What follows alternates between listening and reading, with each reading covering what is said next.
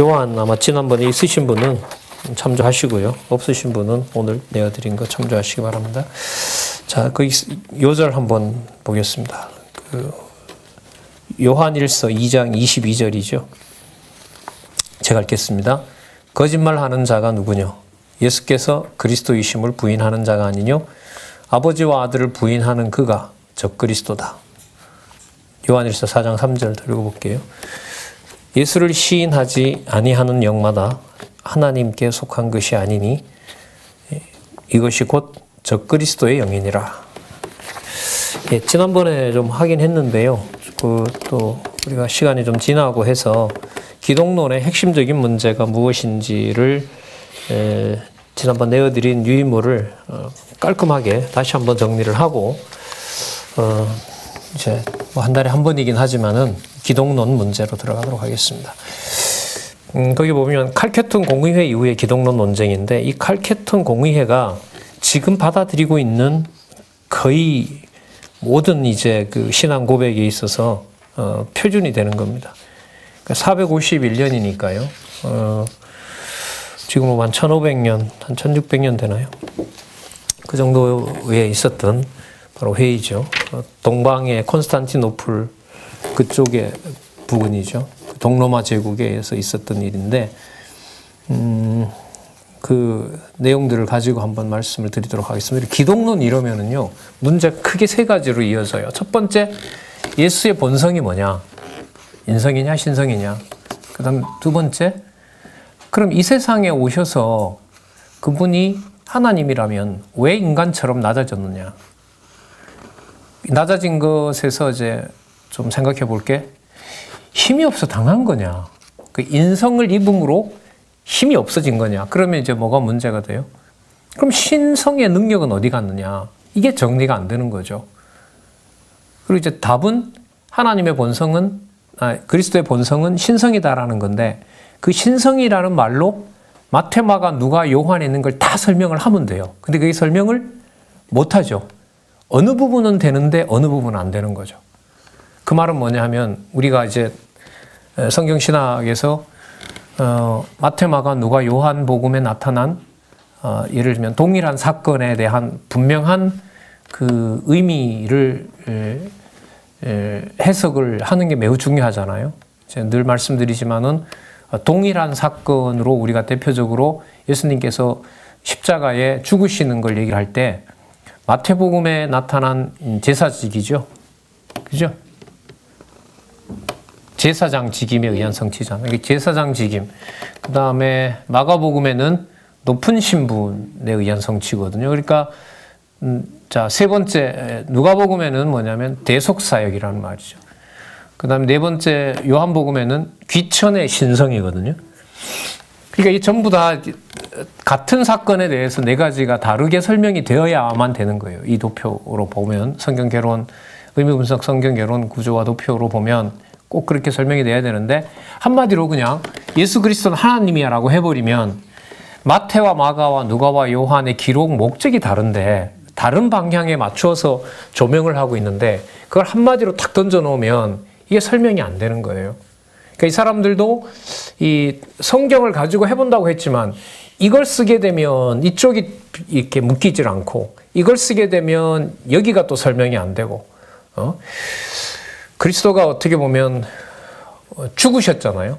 생명이 그냥 끊겼는데 그 생명에 대한 이해도 이제 각자 다르게 되면 그리스도도 결국은 죽었다. 그러면 신이 아니지 않느냐. 또 그렇게 말하면 또 그럴 리는 없다.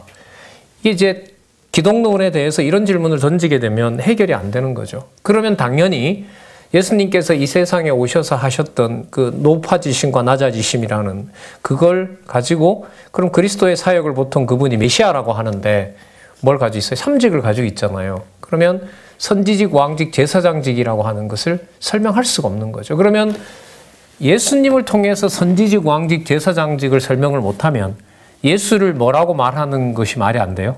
예수가 누구다? 메시아라는 말을 할 수가 없는 거죠. 그래서 지금 좀 기억을 하실 필요가 있는데 누군가에게 만약에 어떤 기독론 얘기를 하시게 되고 좀 이렇게 신학을 아는 사람한테는 451년에 칼케톤 공의회라고 아냐 너. 이거 보수주의에서는 다 알거든요. 그것까지만 알아요. 근데 칼케톤 공의회에 보면 예를 들면 우리도 한번 볼까요? 그 3번에 보면 그 고딕체로 해놓은 이게 전부 칼케톤 공의회의 그 기독론 요약이잖아요. 그 중간에 보면 위에서부터 볼까요? 하나, 둘, 셋, 넷, 5번째 줄에 이 마지막 날에 우리와 우리의 구원을 위하여 하나님의 어머니 동정의 마리아에게 나셨다 이러잖아요. 맞죠? 그럼 이럴 때 그리스도는 이 주체가 돼요? 아니면 능동이 돼요? 피동이 돼요? 피동이죠. 이 표현으로 보면. 그러니까 마리아가 뭐 한 거예요? 마리아가 주체가 되고 마리아가 낳은 거죠. 그 낳은 자가 누구냐 하면 인성도 되고 신성이 되는데 마리아가 주체니까 마리아 뱃속에서 믹스됐다는 거예요. 이걸 그래 딱 되면 그리스도는 뭐가 아니에요? 하나님이 아닌 거죠. 그러면 상당 부분의 요한복음에 있는 주장들이 뭐가 되는 거예요? 다 묻혀버리는 거예요. 그게 태초의 말씀이다 이런 것들이 연결될 여지가 없어지는 거죠. 그래서 만약에 이제 예수님을 믿느냐, 우리 다 예수 믿는다고 하니까 우리가 보면 어떤 설명 접근이 제가 볼 때는 자유의지가 있느냐, 아니면 뭐 자유의지가 있느냐, 아니면 절대주권이냐 이렇게 접근하는 것보다가요. 예수님께서 진짜 인간이냐, 신이냐, 또 복음서 주장들을 얘기들을 좀 많이 아니까 제가 볼 때는 훨씬 더 복음 전하기가 쉬운 것 같아요. 좀 방법론으로 보면 왜 그리스도에 대해서 내권으로 되어 있느냐. 그걸 근데 왜 자꾸 묶으려고 했냐. 이게 공부를 좀 하고 보수 교단에 다니는 사람들은 다 이걸 고민하거든요. 그럼 거기에서 핵심이 뭐냐면 누구냐 도대체 그리스도가 신이냐 인간이냐. 두 번째 그분의 낮아지심과 높아지심이 어떻게 하나가 되느냐. 그러니까 십자가에 죽으신 분하고요. 십자가에 죽으신 분하고 부활하신 분하고 같은 분이에요? 다른 분이에요? 같은 분이거든요. 그런데 이제 십자가에 죽었을 때는 부활하신 분을 담기가 어렵고요. 부활하신 분을 얘기를 할 때는 십자가에 죽었다는 건 별로 문제가 안 되는 거죠. 그걸 별로 취급을 하지 않는단 말이에요. 그 다음에 마지막으로 그가 메시아라면 선지직, 왕직, 제사장직을 어떻게 수행을 했느냐. 이렇게 연결이 돼요. 그러니까 잘 보세요. 이 전통신학의 문제 삼는 게 그분이 신이냐 인간이냐 이렇게 접근해서 신이냐 인간이냐. 우리로 말하면 어떻게 출발이 돼야 돼요? 예수가 진짜 메시아가 맞냐 이렇게 출발하죠. 그래야 어디로 들어가요? 마태복음으로 들어가죠. 뭘로? 직임으로 이렇게 들어가죠. 그러니까 머릿속에 그리스도는 결론적으로 말하면 하나님이다라는 게 담겨 있어야 돼요. 근데 접근을 해 들어갈 때는 성경적 순서를 따라서 예수가 정말로 메시아이냐라는 것을 확인해야 돼요. 그럼 메시아라는 걸 확인하려면 예수님이 이 땅에 오셔서 한 일을 바탕으로 설명해야겠죠. 맞죠? 창세전에 계셨다는 것은 그건 놀린 거지 팩트가 없잖아요.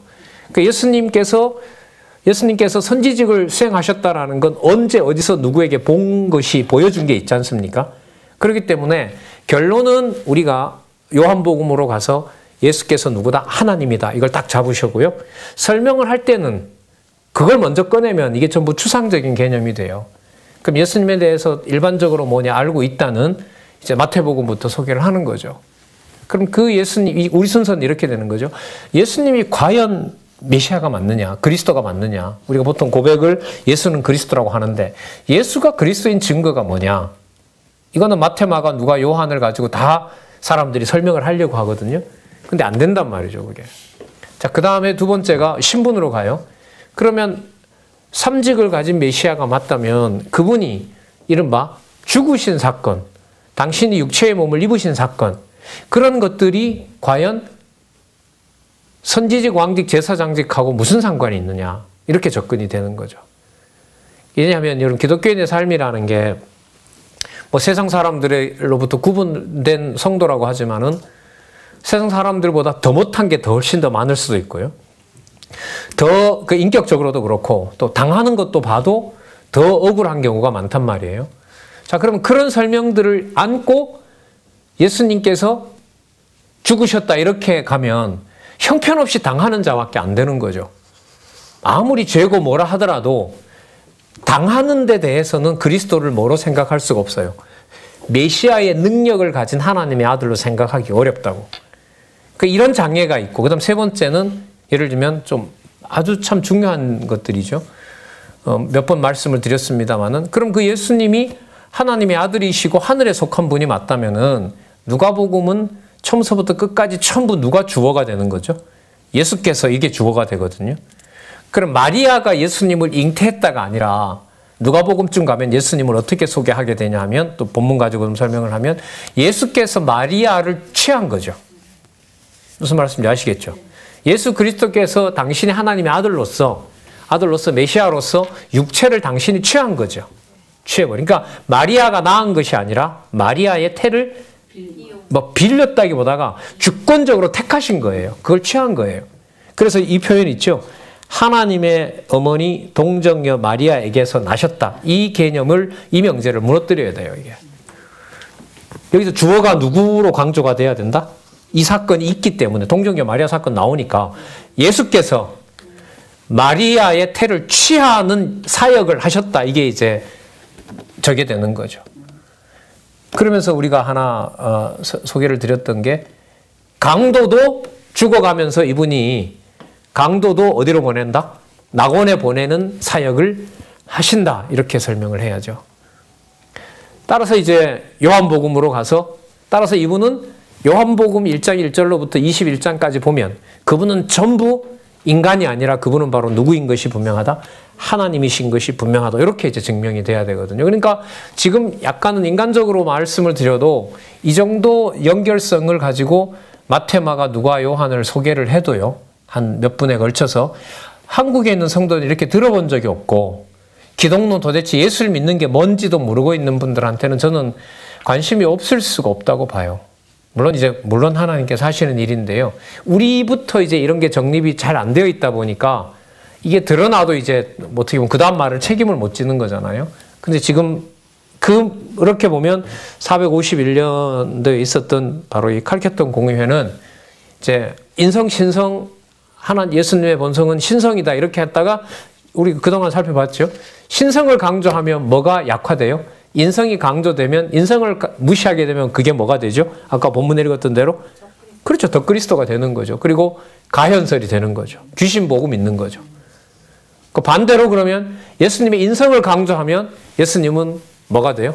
우리랑 똑같은 몸을 가진 도덕 선생님이 되는 거죠.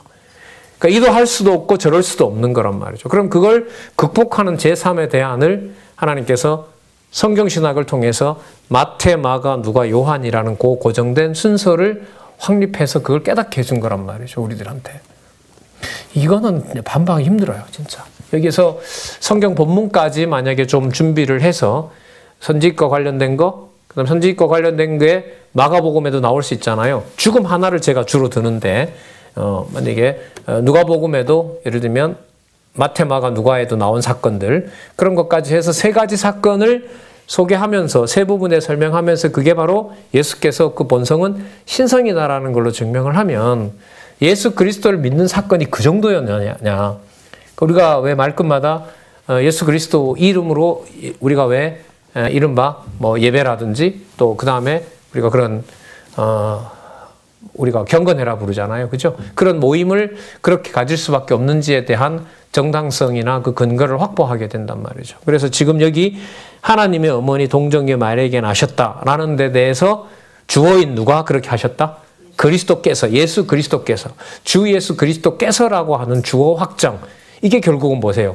신학에도 아주 뭐 그게 그거 같지만 결국 그 사건에서 예수님이 아기가 된다 이러니까 예수님의 능동성이다, 예수님의 주권성이다, 신성이다라는 게 뭐 돼버려요? 그 태 속에 그냥 매몰돼 버리는 거죠. 요즘 우리가 이제 얘기를 할 때 여호와께서라고 하는 것을 우리가 강조할 수밖에 없는 게 그리스도께서, 예수께서, 이게 바로 우리 성경 신학에서 신중심적으로 성경을 봐나가는데 중요한 부분이라고 할 수 있겠죠. 자, 그래서 이제 이렇게 하고 나니까 또 여러 문제가 생기잖아요. 자, 뭐 본성, 그 다음에 보면 뭐 혼동도 없고 변함도 없고 분할도 없고 분리도 없다. 그 본성의 구별은 그 연합에 있어서 결코 제거되지 않고 도리어 각각의 본성의 속성이 보존되며 두 본성이 하나의 인격과 하나의 실체 속에 함께 작용하고 두 인격으로 분리되거나 나누어지지 않는다. 이건 논리적 추론이고요. 이게 단단해지려면 이 말마다 뭐가 붙어야 돼요? 성경적 근거가 나와야 돼요. 근데 이게 문제가 뭐냐 하면 우리가 웨스트민스터 신앙 고백서 우리가 이제 이렇게 비판하고 있습니다만은 낱말이 유사하게 나온다라고 해서 그걸 인용하면 다른 부분에 가면 그것과 반대되는 게 나와요. 그러니까 이게 뭐가 안 되면 불가능해요? 성경 전체, 복음서 전체가 그 내용이 그 자리에 있다는 것이 확인이 안 되면 그럴듯해 보이죠. 그래서 근데 이 말로 전부 다 복음서를 설명할 수 있느냐?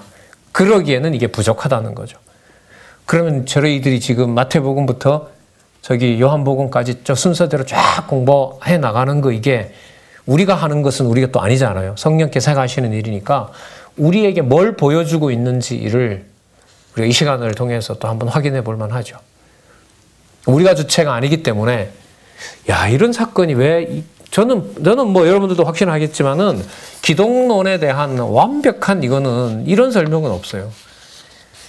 그 여러분 칼빈이 진짜 잘해보려고 마태, 마가, 누가를 섞어서 요한복음, 그 공관복음을 만들었어요. 뭐 왜곡하려는 게 아니라 성경은 성경이라도 이렇게 설명하면 예수님을 잘 설명할 수 있겠다. 기독론을 칼빈도 이걸 아주 높게 평가합니다. 칼케톤 공의에 이거는 요거 그대로 받아들이고요. 20세기의 그 신학자라고 하는 그 뭐예요? 칼바르트라고 하는 그 신학자도 칼케톤 공의회 이거는 진짜 완벽한 뭐다? 우리의 신앙 고백이다. 무슨 뿔? 무슨 뿔요? 진짜 이게 마태, 마가, 누가, 요한을 다 담아요. 여기 보시면 이것 갖고 안 담아지죠? 욕을 하고 싶어서 그랬어요, 제가. 예. 감사합니다. 예.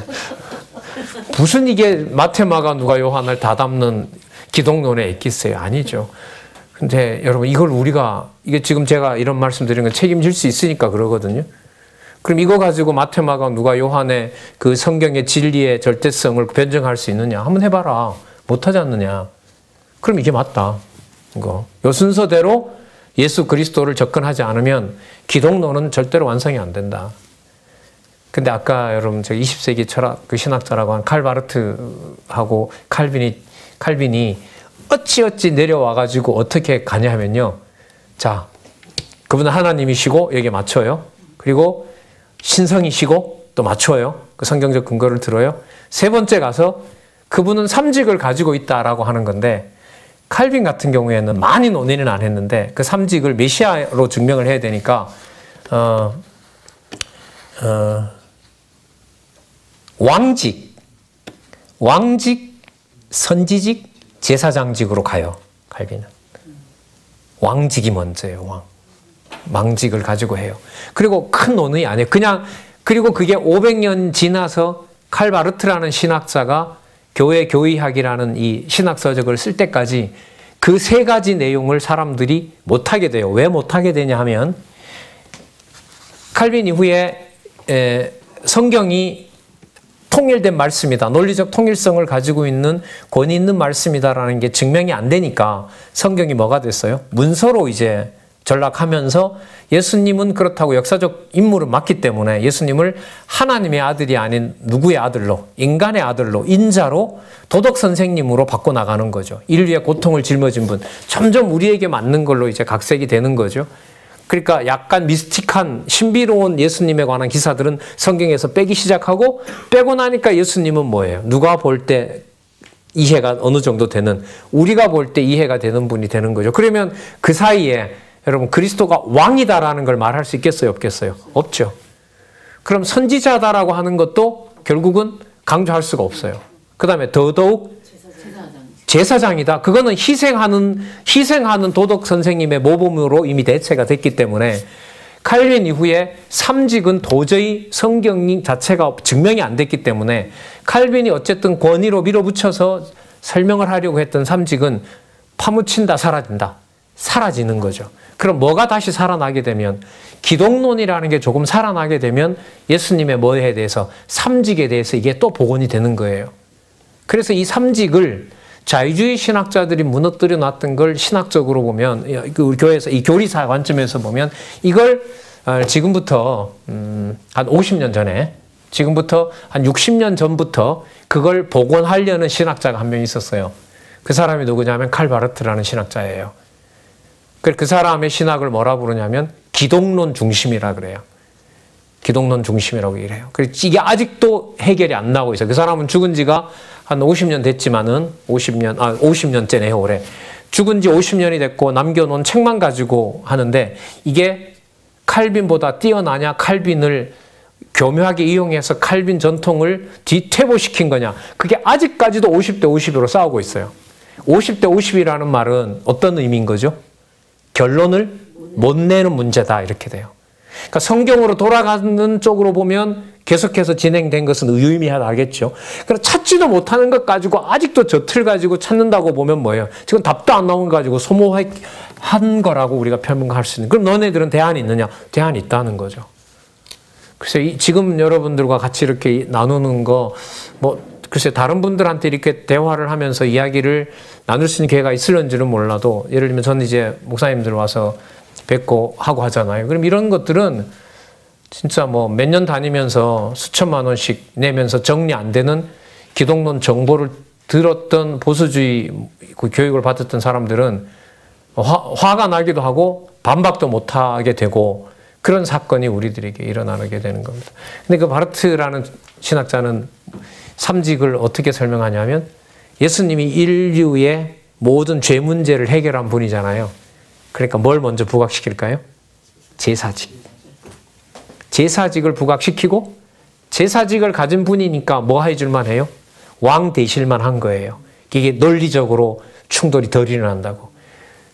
우리를 위해서. 그러면서도 뭐라고 하냐면, 우리를 위한 도덕 선생이었다는 게 너무 이 사람이 벗어나고 싶으니까 제사장직에 대한 주체성을, 죄가 예를 들면 죄 지었기 때문에 죽어야 되는 필연적인 구속의 주, 이런 의미는 허용을 안 하려고 해요. 무슨 말인지 알겠죠? 그래서 그 사람이 싫어하는 말 중에 하나가, 죄 졌기 때문에 예수님이 메시아로 왔다, 이 말을 잘 안 받아들여요. 그러니까 제사장으로서 당신을 죽음에 내놓지만 그는 누구이다? 왕이다라는 걸, 창조주다라는 걸 얘기를 하려고 하다 보니까 제사장직에서 우리가 죄졌기 때문에 왔다라는 전통신학하고 뭐가 돼요? 달라지죠. 그러니까 이걸 용납을 하고 싶지 않은 거예요, 이 보수주의는. 무슨 소리냐? 그 사람들 틀은 이거거든요. 전통신학은 창조 타락 구속이에요. 창조했어요? 하나님께서. 누가 타락했을까요? 인간이 타락했어요. 그러니까 하나님이 누구를 보냈어요? 구속주를 보내신 거예요. 그러니까 이 틀을 지금 이 바르트라는 사람이 문제를 삼아요. 그래서 뭐부터 꺼내느냐? 그리스도로 오신 분의 사역은 쉽게 말하면 죄가 없어도, 죄가 다 오기 전에도 뭐였다? 이는 그리스도였다.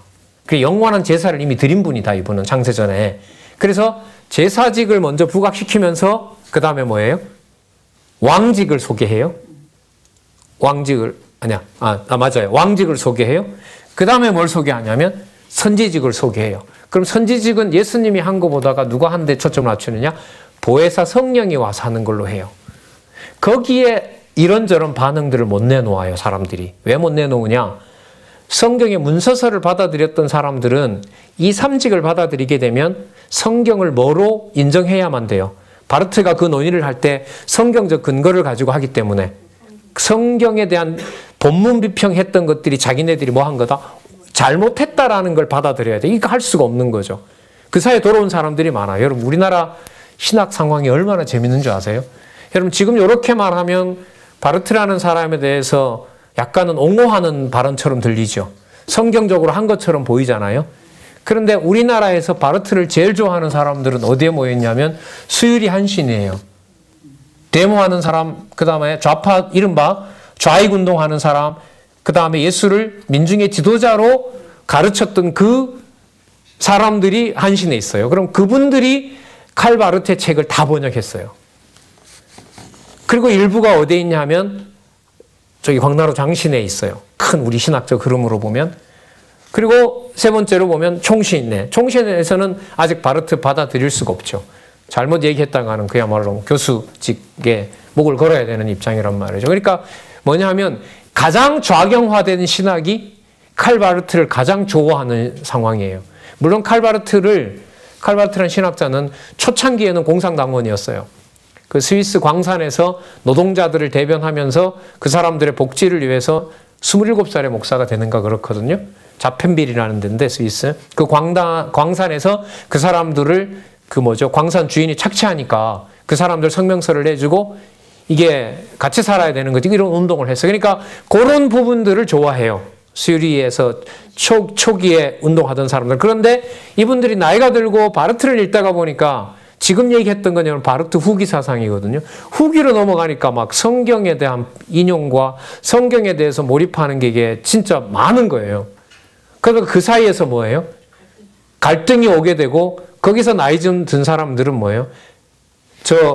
무조건 칼빈만 따라가는 저기 총신이나 이런 사람들은 이른바 수구 기억으로 시작하는 거 있죠. 왜? 수구 기억 밑에 오 들어가고 뭐 이렇게 몰아세우고 이제 자기네들이야말로 이제 그거라고 얘기를 해요. 그리고 이런 형국에서 신학적으로 보면 여러분 이 세 부류가 총신 같은 데는 가르치다가 보면 큰일 나거든요. 그러니까 개인적으로는 공부를 해요. 관심 많은 사람들 참 많아요. 논문도 내고. 그러나 그게 총신이라는 그 교단에 들어간 전체 신학으로는 그걸 함부로 말할 수가 없는 거죠. 장신은 좀 비교적 자유로워요. 근데 거기는 그야말로 뭐 다양한 사상들이 존재하는 거죠. 그래서 대학이라는 사회에 자유로운 학문이라는 게 이 진리 문제에 대한 서로들 이제 공유나 이런 게 없다 보니까 각자 다 교수면은 각자 다 그 사람의 주장이 다 일리가 있는 걸로. 그래 되면 여러분 성도들은 뭐가 더 심해져요? 더 헷갈리는 거죠. 이 사람한테 이거 듣고 이래 듣고 나오면 생각도 정리가 안 되는 거고요. 자, 다시 한번 돌아와서 말씀을 드리면 그런데 여러분들 지금 성경의 과정은 어떻게 돼 있어요? 구약의 근거를 둔 마태복음에 예수는 구약에서 언약한 메시아 확정. 맞죠? 메시아가 확정되었다면 이분은 단순한 다윗의 자손으로 온 것이 아니라 누구의 아들? 하나님의 아들. 하나님의 아들이므로 뭐예요? 하나님의 일을 하는 사역. 그러니까 어디 사역인 거죠? 하늘에 속한 사역. 그러니까 하늘나라라는 말이 하나님 나라라는 말이 누가복음에 대거로 나오는 거죠. 마태복음에는 영어로 좀 쉽게 표현하면 The Kingdom of Heaven이에요. Kingdom of 하늘나라. 그런데 마가복음에는 뭐예요? Kingdom of God이에요. 하나님의 나라 이렇게 나와요. 그러니까 하나님의 나라를 만들어 나가는 뭐 한 20몇 제가 세워봤는데 기억이 잘 안 나는데 하여튼 쏟아지고 있어요. 그러면 예수 그리스도께서 잉태한 데서부터 부활 승천하실 때까지 잉태될 때는 하나님 나라에 아무런 한계 없고 하나님한테 승천했을 때 거기에서 비로소 뭐가 된다? 메시아가 된다. 이건 말이 안 되는 거죠. 그러면 하나님의 아들로서 하나님 나라의 일을 하신 거고 자 그럼 요한복음으로 가게 되죠. 따라서 그분은 누구다? 하나님이다. 이렇게 빠져나가는 논리가 어디에 있었겠냐 말이죠. 여러분 우리 들으셨지만 이거 이렇게 정리하려고 자기 마음에 안 들면 막 죽이고 회의 막 졸속으로 처리하고 황제한테 시켜서 자기 반대편 칼로 죽이고 진짜 뭐 이게 근데 그 진리 문제가 무섭죠. 그렇게 한다고 되겠습니까? 황제가 이렇게 결정한다고 될 것 같으면요. 자 그래서 제일 마지막 문장 한번 볼게요. 옛적의 선지자들이 그에 관하여 밝히 말하였고 이거 성경 인용한 거잖아요. 히브리서 1장 1절에 보면 있죠. 요거 주 예수께서 친히 우리에게 가르치셨으며 그럼 이때 주 예수께서는 누구냐 하면 신성 쪽에다가 둔 거겠죠. 메시아 쪽에 교부들의 신조가 우리에게 전해준 대로 이게 이제 문제인 거죠. 교부들의 신조가 우리에게 전해준 대로. 그래서 카톨릭도 그렇고 이게 동방 종교도 그렇고 무슨 전통 강조해요? 사도 전승, 사도 전승, 사도의 전통 이걸 계속 강조하는 거예요. 사도 전승을 여러분들 왜 얘기하냐면요. 성경이다라고 들이밀지 못하게 하려는 거죠. 네가 사도들만큼 그렇게 성경 아는 건 아니지 않느냐. 그 성경 그러는 게 아니라 사도들이 본 그대로 믿었던 대로 우리가 믿어야 된다. 카톨릭은 그거잖아요. 교부들의 신조가 우리에게 전해준 대로 그분 한 분 동일한 아들. 여러분 요거는 신성일까요? 인성일까요? 신성. 한 분으로 동일한 요까지는 좋은데 아들 이러면 누구보다 또 못해요? 그렇죠. 아버지보다가 못한 이런 게 냄새가 나잖아요. 그 다음에 또 독생자 이것도 아들인 거고요. 그 다음에 또 여기는 보세요. 말씀이신 하나 이거 전부 다 성경 인용 맞죠? 이거 지금 개념들 성경에 나오는 거 맞죠? 그러니까 성경에 있는 낱말들을 가지고 와서 나열한다고 해서 그게 명쾌하게 기독론이 해결되는 게 아니죠. 이게 몇 년까지, 우리나라까지 수천 년, 이게 451년이니까요.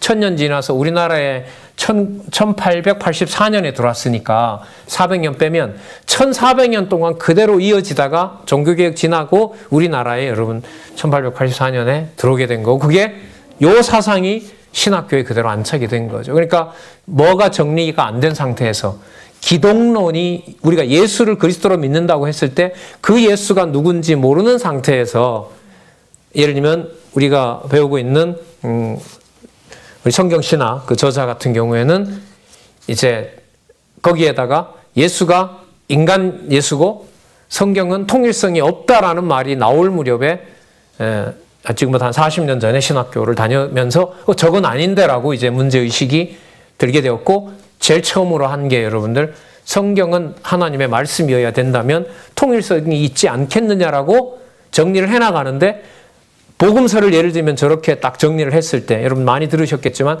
마태복음을 딱 잡으니까 뭐가 보이고 아브라함이 보이고 또 그리스도의 계시가 마치는 요한계시록이 보이면서 제일 먼저 무슨 통일성이 보인 거죠? 성경의 통일성이 보이면서 아, 성경 전체가 누구에 대한 얘기구나. 예수 그리스도에 대한 얘기구나. 이쪽은 언약이고 이쪽은 성취구나. 그게 여러분 이제 32년 전에, 그리고 한 달 지나면 이제 한 달 4월 말로 예고되어 있는 그 결혼 완결판이 나오게 되면 그때 시작한 일인 거죠. 그러니까 예수 그리스도를 믿는다라는 게 뭘 두고는 안 돼요? 성경을 두고는 안 돼요. 근데 교회신학을 보니까 기독론이라고 따로 떼서 해당되는 낱말만 갖다가 붙여놨어요. 근데 그게 붙여놓는다고 해서 마태, 마가, 누가, 요한을 말끔하게 설명을 해요? 못해요? 못했던 거죠.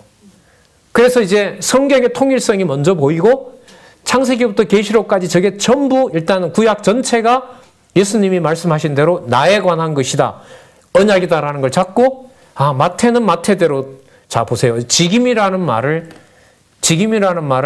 칼빈의 기독교 강요를 보더라도 나오는 말이에요. 근데 그 직임이라는 말은 있었지만 거기에 대한 근거가 어디에 있는지를 찾을 수가 없는 거죠. 근데 그게 딱 보니까 어디에 보인 거예요? 아, 마태복음에 보이는 거예요. 신분, 우리 여기 보셨잖아요. 신분이 451년도에 칼케톤 공의회에서 신분이 본성이냐 인성이냐 이걸 논쟁을 한 거예요. 그럼 그 그 신분이 낮은 분, 높은 분이라는 게 이 저자가 공부할 당시에 그래도 보수주의 그 신학을 했기 때문에 거기 교회신학이 이렇게 들어보니까 신분 얘기를 한단 말이죠. 또 이렇게 굳어져 있고 벌써 한 1400년, 500년 동안. 근데 그걸 푸는데 보니까 그 문제를 다루고 있는 게 뭐예요? 그게 마가복음에 딱 들어있는 거예요. 왜요? 성경 전체가 보이니까. 그리고 예수 그리스도께서 이른바 우리가 대속주, 구속주라고 하는데 주로 이게 구원론 문제거든요. 우리의 죄를 위해서 죽었다라고 하는 건데 그 대속과 관련된 문제 이상으로 저것은 그리스도께서 태어나는 것도 그렇고 육체몸을 입는 것도 그렇고 승천하시는 것도 그렇고 그게 전부 다 당신이 누구로서, 메시아로서, 하나님의 아들로서 당신이 하는 뭐가 되는 거죠? 사역으로 딱 보이는 거죠. 그리고 공관복음서를 마테마가 누가만 섞었거든요. 요한복음은 섞으려니까 질이 너무 달라가지고 안 묶이는 거예요. 내용에 중첩성도 없고. 그러니까 따로 떼어놨고, 신학에서는 뭐라고 말하냐면, 신학에서는 오랫동안 살았던 사도 요한이 너무 오래 살면서 헬라 사상의 영향을 받다가 보니까 플라톤 사상의 영향을 받아서 이데아론을 갖다가 반영을 해서 써놓은 것이 뭐다? 요한복음이다. 그래서 저 요한복음은 헬라 사상이 많이 가미된 걸로 영지주의자의 가르침을 받고 영지주의의 영향을 받아서 쓴 것이 요한복음이다. 이렇게 지금 판정을 내리고 있어요. 누가 봐도. 그러니까 섞일 수가 없는 거죠. 그러니까 근데 그 말은 결국 이 저자가 봤을 때는 어떤 거예요? 마테마가 누가로 예수를 그리스도로 하나님의 관점에서 증명을 하고 나니까 요한복음은 예수님의 본성이 누구다? 하나님이다라는 게 보인 거죠. 그래서 마테마가 누가 저 순서가 딱 눈에 들어온 거죠. 저처럼 이렇게 설명을 해가는 우리도 이게 놀라운 지금 이 기독론에 대해 정리가 일어났는데 저자가 춤을 안 쓸 수가 없죠. 학교에다가는 진짜 없는 살림에 없는 돈에 이걸 왜 왔냐 싶을 때가 한두 번이 아니었을 텐데 거기 앉아가지고 칼빈이 다다 누가 다다 바르트는 안 된다 뭐 그러면 누구께 맞느냐 막 오는 사람마다 다 다르고 또 학문도 그때 가르친 분들이 좀 이렇게 수준들이 그랬고요. 뭐 낡은 노트 계속 읽어주고 쓰라 그러고 제일 싫어하는 게 암기인데 사실 이 저자는 예?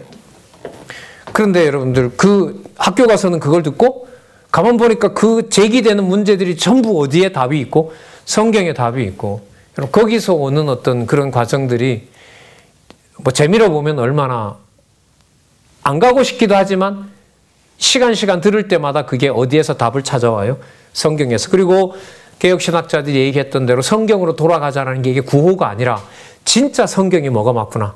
하나님의 말씀이 맞구나. 이렇게 여러분들 진행되어서 이제 올해까지 진행된 게 여러분 성경신학 총서의 이제 진짜 마지막 마무리 단계까지 온 거죠. 물론 뭐 성경 개론 끝나면 그걸 바탕으로 이제 딱 손을 댈 게 이제 성경신학 개론도 있습니다만은 더 명쾌해지겠죠. 그러면 총서 20권을 통해서 우리가 지금 기독론 하고 있으니까요. 그리스도에 대한 모든 논의는 어디에만 해당되는 게 아니라 복음서나 이게 해당되는 것이 아니라 기독론적 관점도 어디서부터 어디까지 창세기부터 계시록까지 다다. 그러니까 그럼 뭐 어떻게 되겠어요? 신론 따로 나누고 인재론 따로 나누고 기독론 나누고 구원론 나누고 교회론 나누고 종말론을 나누는 전통적인 신학 구도가 맞아요? 안 맞아요? 이게 폐기 처분되는 거예요. 우리만 할 수 있는 거예요. 실제로. 제 좁은 소견으로도 그 구도 다 허물어야 된다. 해봐라 그게 되는가. 이제까지 해왔던 구도 가지고 그거 갖고 안 된다. 성경에 바탕을 둔다면 무엇부터? 성경의 논리적 통일성부터 확보해야 된다. 거기서 그래서 제가 목사님들이나 이런 분들 처음 만났을 때 강의에 접근을 이제 왜 창세기 다음에 출애굽기가 마태복음 다음에 마가복음이 마가복음 다음에 그거 막 섞어도 되죠? 이렇게 질문을 하죠. 막 섞어도 된다면 자기가 누구라는 걸 주장하게 돼요. 문서 편집자라는 주장을 자기가 스스로 고백하거든요. 근데 보수주의의 그 계통의 신학교를 다니면서 그 말은 받아들일 수가 없는 거죠. 결국 그럼 모르는 게 되는 거잖아요. 그래서 성경의 논리적 순서, 그 다음에 요즘 우리가 많이 강조하는 논리적 순서를 말로만 할 게 아니라 들어가서 우리가 확인하는 문제, 그런 것들이 여러분 완결되는 지금 이 시대에 저희들이 살고 있는 거죠. 오늘 광고하신 대로 중국에 그분들의 배경은 어떻게 보면 성경만 알고 싶어하는 어떤 그런 바탕을 가지고 있기 때문에 아마 이런 것들이 전해지게 되면 글쎄요, 저는 그러니까 배경이 예수님을 어떻게 소개받았느냐가 조금은 배경이 되긴 해요. 그러니까 하나님의 존재로 보려고 했던 사람들에게는 이 복음서의 이 논리적 구조라는 것은 엄청난 충격일 수 있겠죠. 그러니까 제일 마지막 문장 있잖아요, 이거. 한 분 동일한 아들, 독생자, 말씀이신 하나님, 주 예수 그리스도. 그러니까 요것만 한 문장만 놔두면 돼요. 예를 들면 마리아의 몸에서 뭐 합쳐졌다든지 이런 말을 하지 말고, 왜? 놔둔다고 해서 물론 정리는 안 됩니다만은 성경에 이렇게 나옵니다라고만 안내하면 좋은데 거기에다가 뭐 해요? 자기네들이 덧붙이는 거죠. 그래서 하나님 어머니 이런 말도 막 만들어내고 누가복음에 주의 어머니다 이런 말도 나오는데 그게 무슨 태 속에 있는 배. 그러니까 그것도 주어도 싹 바꾸면 돼요. 누구로 주어를 놓으면 돼요? 예수 그리스도께서 마리아의 태를 취하신 거예요. 본인이 누구니까? 창조주니까. 창조주인데 태점을 왜 못 만들겠어요? 말이 안 되는 거예요. 창조주를 계시하는 거라 봐요. 제가 볼 때는. 처녀가 잉태의 아들을 낳으리라는 거 있죠? 그 그리스도가 오셔서 하는 사역이란 말이죠. 그러니까 누가복음의 관점에서 봤을 때는 사역이기 때문에 그리스도께서 뭐 하신 거죠? 그야말로 잉태케 하신 거죠. 그러니까 누구의 사역? 자손 언약을 성취해 나가시는 하나님의 사역인 거죠. 사역이에요. 이렇게 정리를 누가복음 가지고 붙이면 바로 요한복음으로 쫙 가게 되죠. 아, 이게 누구의 사역이구나. 영원하신 하나님께서 생명의 주가 되셔서 요한복음 첫 번째 맞죠? 오신 분의 첫 번째 증거가 뭐죠? 생명의 주 아닙니까? 그 생명의 주로서 3대 언약의 첫 번째 창조를 새 생명으로 창조하는 일을 어디에서? 이 지상에서 확증해 준 거죠. 나중에 천년왕국이나 영원한 심판 이후에는 우리가 사단으로부터 유혹받을 생명은 아니니까 지상에서 보여준 최고의 사건으로 넘어가게 되는 겁니다. 자, 그래서 1페이지에 보면 볼코프의 칼케톤 신조 정리한 부분을 보면서 또 말씀드릴게요. 전지와 전지전능하신 분, 모든 걸 알고 있는 분과 제한된 지식 등과 같은 두 본성의 속성들은 한 인격으로 돌릴 수 있다. 제한된 지식 등과 같은 두 본성의 속성들은 한 인격으로. 그러면 한 인격을 신에 맞추겠어요? 인간에 맞추겠어요? 보수주의자라면 당연히 어디래? 신성에 맞추겠죠. 그러면 신성에다 맞추는 순간 마태, 마가, 누가에 나타난 상세한 여러 가지 인간들과 어울려 살고 있는 사건들이 들어오는 것보다 안 들어오는 게 훨씬 많은 겁니다. 그렇다고 그걸 포기하고 무엇만 또 따로 말할 수 없어요? 신성만 말하게 되면 무슨 설이 되죠? 적그리스도가 돼요. 가현설자가 되는 거예요. 진짜요. 이거 보면 미칠 것 같아요. 이 신학자들이. 어떻게 할 수가 없는 거예요. 자, 그럼 볼게요. 그 다음. 이 신인은, 그러니까 신인 이런 말을 쓰는 거예요. 지금도 써요, 이 말. 이 신인이 지닌 신성은 뭐 할 수 있지만. 여러분, 신이 고통을 느낀다 이러면 신이에요, 신이 아니에요? 아니죠. 그럼 이것도 누구를 주어로 잡으면 돼요? 그리스도께서 고통 가운데 당신을 둔 거예요. 당신이 고통을 뭐 한 거죠? 섭리를 하신 거죠. 그렇다고 내가 자학 이런 게 아닙니다. 그런 의미가 아니고요. 그리스도께서 고통을 당하도록 섭리를 하신 거예요. 내어준 거죠, 당신이. 거기에 어떤 수동성도 있으면 돼요, 안 돼요? 안 돼요. 당한 게 있으면 안 돼요. 당한 게 있으면 안 돼요. 그러면 이게 말로만 이럴 수는 없잖아요. 그 증거를 어디서 찾아야 돼요? 성경 특히 어디에서? 마가복음에서. 어디에서? 십자가 사건에 해당되지만 제목은 뭐로 그렇죠. 여기에 단서를 딱 잡아야죠. 그럼 그게 한두 마디 가지고 되는 게 아니라 그 높은 신분에 일어나는 예를 들면 여러 가지 사건들의 논리적 순서를 따라가다 보면 성경대로 가니까 이게 예수님이 뭐 하는 게 아니다. 당하는 게 아니구나. 그래서 이거는 뭐다? 높으신 신분으로 가는 거구나. 요까지가 사실상 쉽지는 않죠.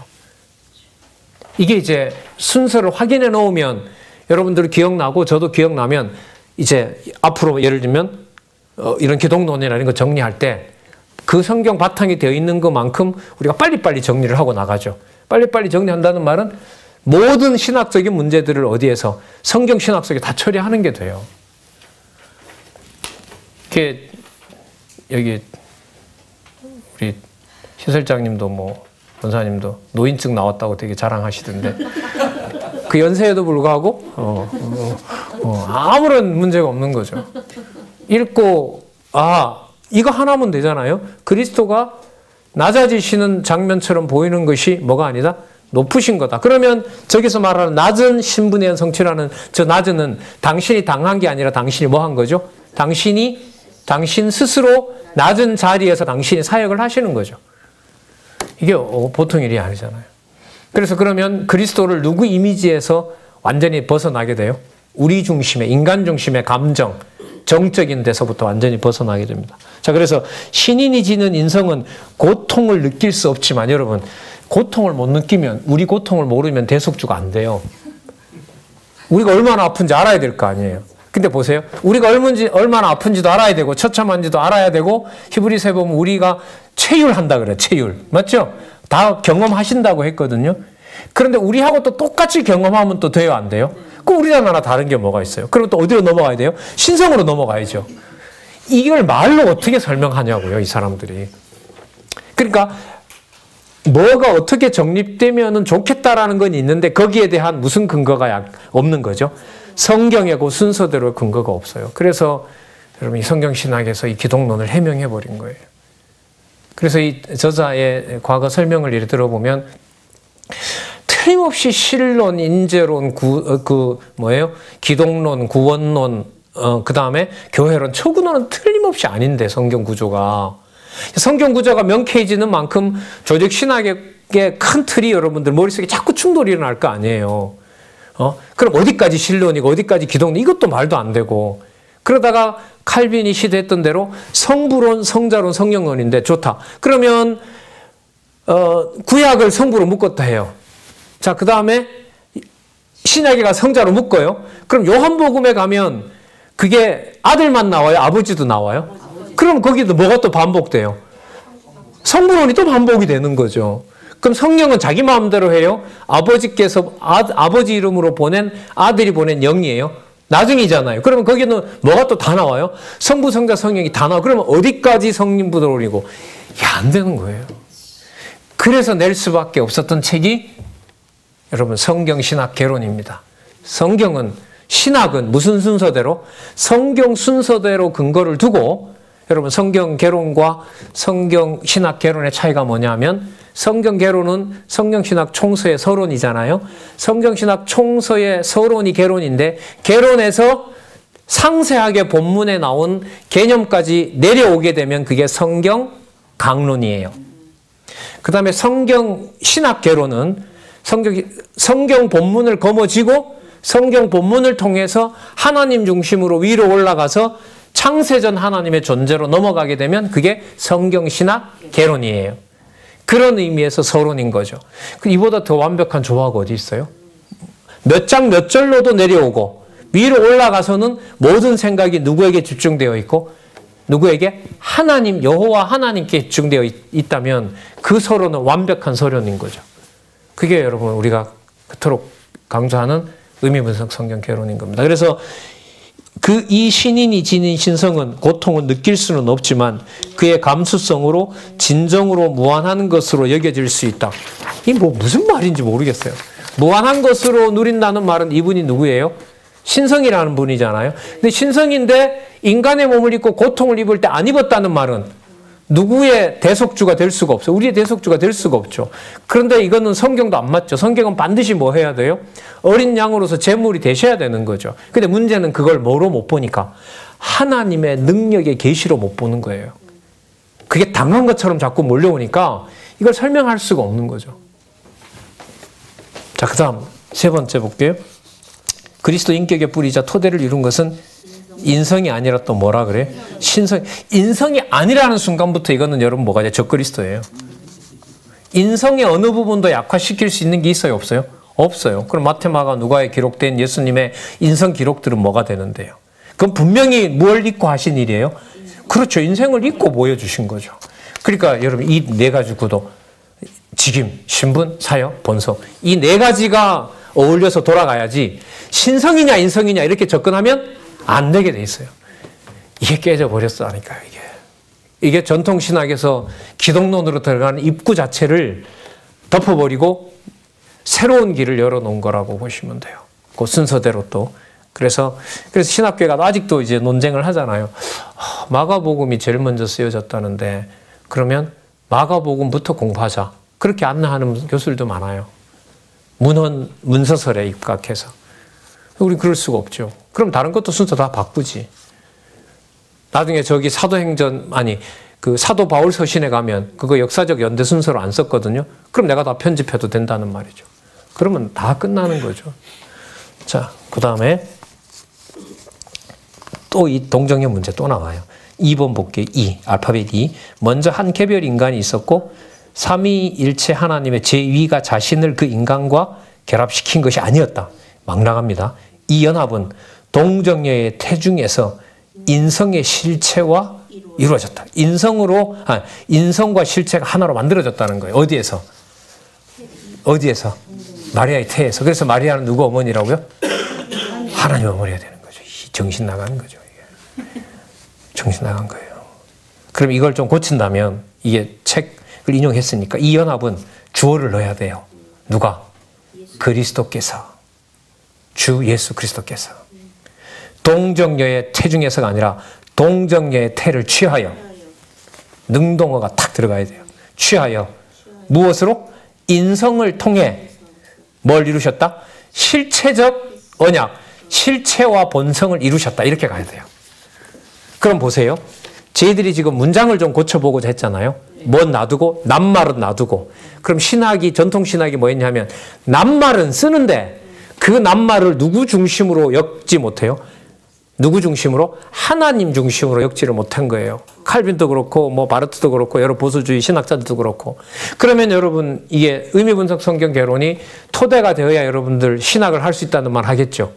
아니라고만 했지 그럼 너는 어떻게 생각하냐라고 하면 성경 바탕이 안 돼 있으면 대안을 제시할 수가 없죠. 그래서 여러분 이 장안중앙교회 초기에 저도 이제 그러니까 저도 한 30몇 년 돼 가는데요. 과거 한 20년 전, 30년 전 신학교 간 분들이 꽤 많아요. 이 장안중앙교회 보면. 어느 날 보면 안 나와. 근데 신학교 갔대. 갔는데 보면 거의 안 보여. 그러니까 뭐냐 하면 성경에 단단한 바탕을 둔 상태에서 언약 성취 섭리사가 안 돼 있다 보니까 신학교에 가서 언약 성취만 하는 것만 보면 다 언약 성취인 줄 알고 바르트 공부하고 또 뭐 누구 공부하고 다 가버린 거죠. 여기도 보니까 언약 성취사가 있더라. 그리고 언약 성취사만 나오면 되니까 굳이 성경을 이렇게 볼 필요가 없다. 이렇게 간 거죠. 그 와중에 하나님께서 이제 오늘날까지 이렇게 오게 한 거라고 생각을 해요. 자, 그러니까 그러면 신학 용어는 나오지만 지금 저희들이 고쳐본 것처럼 주어가 신 중심으로 하나님 여호와께서 혹은 그리스도께서 보혜사 성령께서라고 하는 주어를 그 자리에 놓느냐 안 놓느냐는 것은 생각에 있어서 굉장히 중요한 게 맞죠. 사소한 문제가 아니죠. 그래서 우리가 우리 성경신학을 공부하고 글을 쓰게 되면 문장을 뭐 잘 쓰고 이게 아니라 주어를 누구 중심으로? 하나님 중심으로 사고하느냐 안 하느냐. 그걸 내가 연습을 하고 안 하고에 뭐 하나님 은사를 준 사람들은 그걸 반복해서 하게 되고요. 그걸 반복해서 글로 적었다고 다 냈게 되는 것도 물론 아닙니다. 물론 아니에요. 학생들이 좀 올라갔는지 2시부터 그걸 하거든요. 논술 지방 강의 때문에 과거처럼 많이도 못해서 좀 후배들한테 미안하십니다만은 거의 다 왔어요. 왔고 또 돌아가면 맨날 게임 한다고 다 잔소리 듣는 애들이에요. 다. 그렇죠. 게임 잘해서 지금 잘 나가고 있는 선배가 있으니까 게임 열심히 하라고는 안 하고 열심히 하라고 하면 또 제가 좀 나쁜 사람 되잖아요. 그러니까 게임을 하되 왜 이 게임이 나를 이렇게 몸살이 나고 잠도 못 자게 하느냐. 이게 왜 이렇게 재밌냐 도대체. 그리고 이거 하다가 왜 저 게임으로 자꾸 옮겨 타느냐.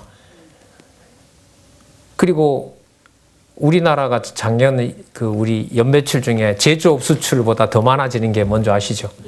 K-팝하고 게임 산업이에요. 어떻게 보면 이게 이 두뇌가 인간적으로 보면 하나님 주신 거지만 이게 돌아가는 거죠. 가상세계에 접속해서 그걸 수익으로 이렇게 만들어낼 수 있는. 그래서 제가 얘기하려는 게 뭐냐면 그 학생들하고 이제 저도 3달 만에 만났는데 오늘도 무슨 주제가 있었어요. 그 주제 가지고 이제 시사적인 문제를 가지고 이제 다루었고 거기에 이제 아까 게임이라는 걸 가지고 설명을 했고 거기에서 우리를 이렇게 폭 빠져들게 만들고 또 그렇게 흥미롭게 만드는 그 원인이 뭔지는 꼭 한번 보고 할 필요가 있다. 그럼 그 흥미는 결국 어디에서 오느냐? 여기 앉아있는 10명을 게임을 만든 사람은 다 보고 있다. 이렇게 만들어 놓으면 뭐예요?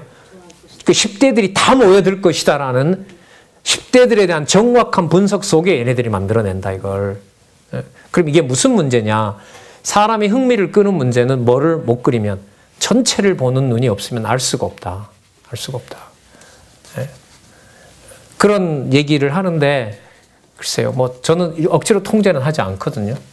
통제는 하지 않는데 남에게 방해는 하지 말라고 하는데 글쎄요. 뭐 30분이기 때문에 앉아만 있으면 될 것 같지만은 글쎄요. 뭐 그 나이들이 뭐 누구 가라 해서 오는 것만은 아닌 것 같아요. 그래서 저희들이 딴 얘기 하는 게 아니고 그리스도에 대해서 여러분 단편적인 거 있잖아요. 수십 번을 외운다 해도 그게 여러분 정리가 되는 게 아니잖아요. 이거 보세요. 451년이니까 지금까지 따지면 1800년, 1600년 전통? 1650년 전통? 그게 그대로 풀질스럽고 여러분 이거 우리야 이렇게 마음대로 막 재단하고 뭐 하지만 이거 갖다 주게 되면 이 수업을 도대체 어떻게 해야 되는지 신학을 전하는 사람들도 이제 이게 혼돈 속에 들어간단 말이죠. 그래서 성경적 바탕을 단단하게 가지고 보게 되니까 아까 우리가 나와 있는 개념도 성경적 문장으로 어떻게 할 수 있어요? 바꿔나갈 수가 있는 거죠. 자, 2개만 더 할까요?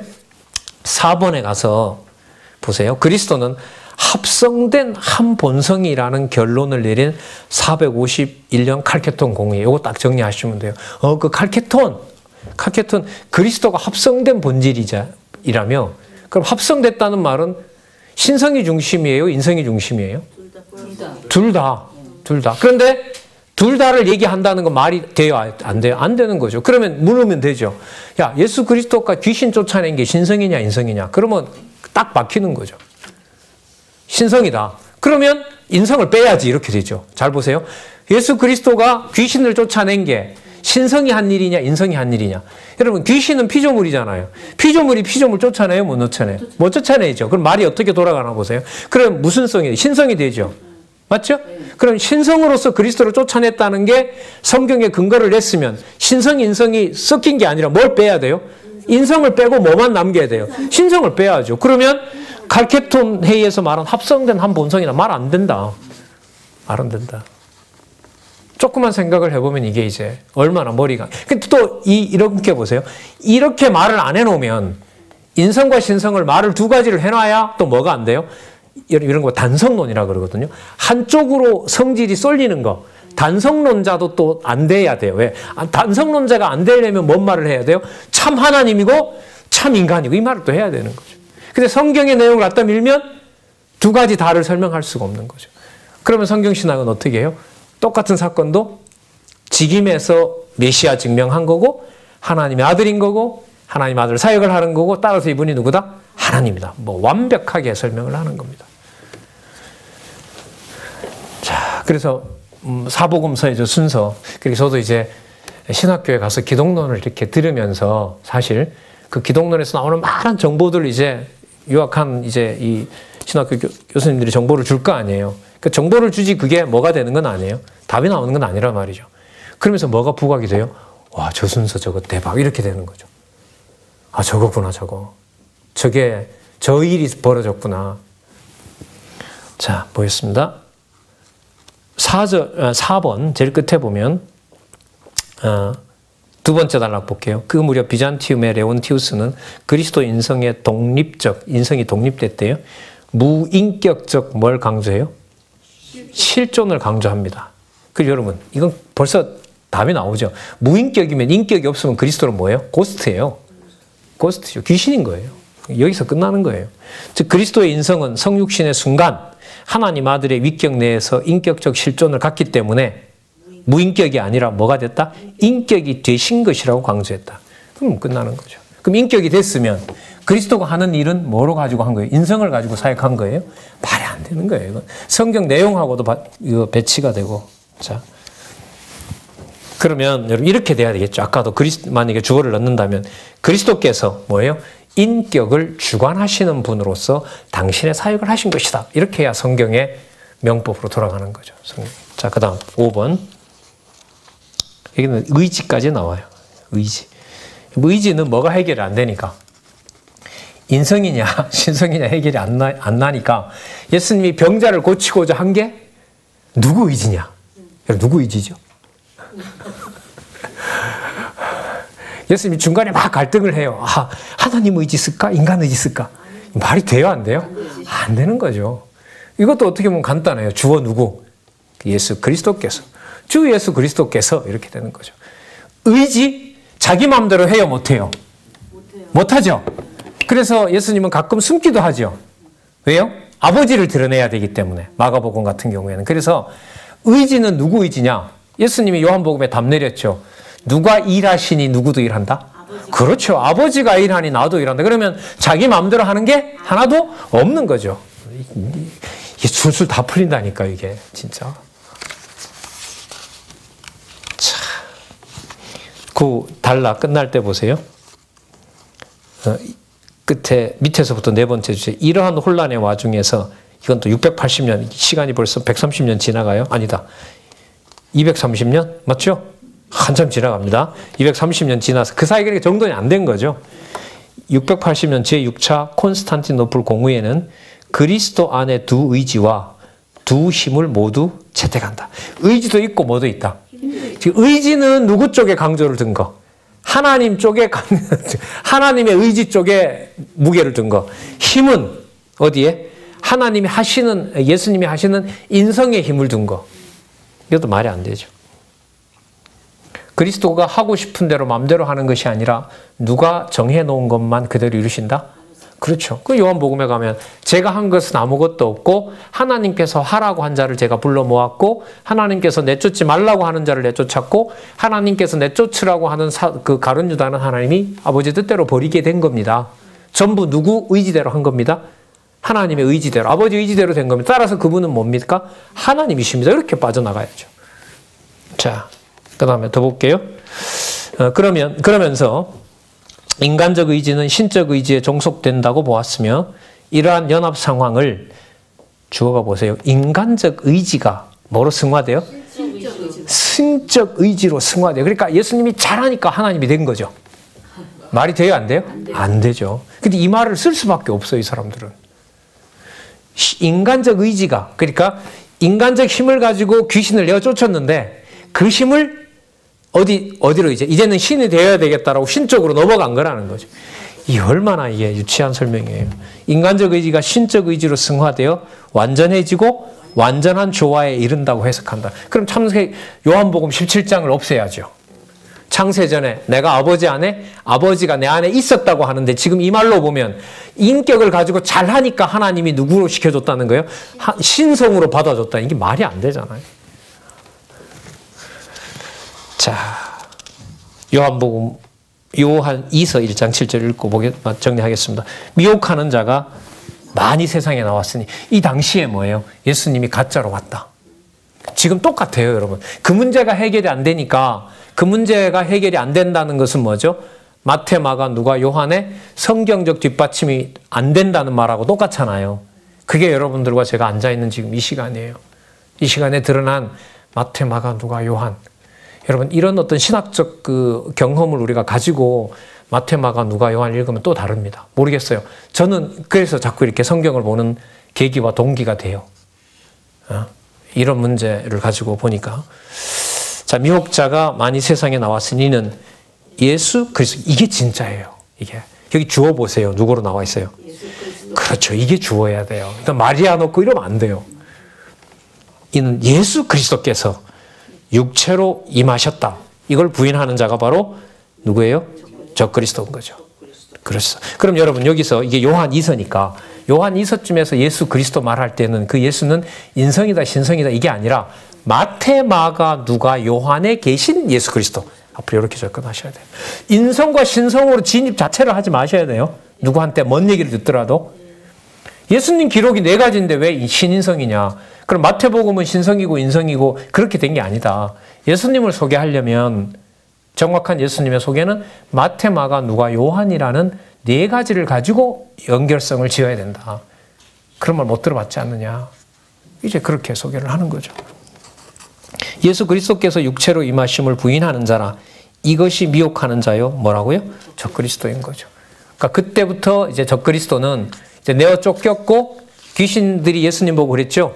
우리가 멸망할 날짜가 정해졌는데 아직은 아니라고 알고 있는데 예수님 오실 때까지 적그리스도는 뭘 하는 겁니까? 성경이 하나님의 말씀이다라는 보혜사 성령의 사역을 끊임없이 끝까지 이제 멸망당하는 날까지 회방하는 거겠죠. 그 사이에 우리는 어떤 영적 싸움이 있고요. 그래서 제가 지난번에 했던 부분인데 우리가 좀 시간이 지나서 이번에 또 보니까 또 한번 정리할 필요가 있고 지금 오늘 말씀드린 이 부분을 딱 잡고 있으면 이게 지금 여러분 칼케톤 공의회니까 이게 고대 신학입니다. 고대인 거예요. 그럼 이게 중세는 뭐 여지없이 무너지고요. 구원론이 무너져 버리죠. 그래서 교황이 보내게 되는 거고. 교황이 신의 아들이고 베드로 열쇠 가지고 이렇게 막 넘어가거든요. 문제는 이제 또 하나 나올 거예요. 종교개혁자들이 어떤 기독론을 가지는지 한번 보자고요.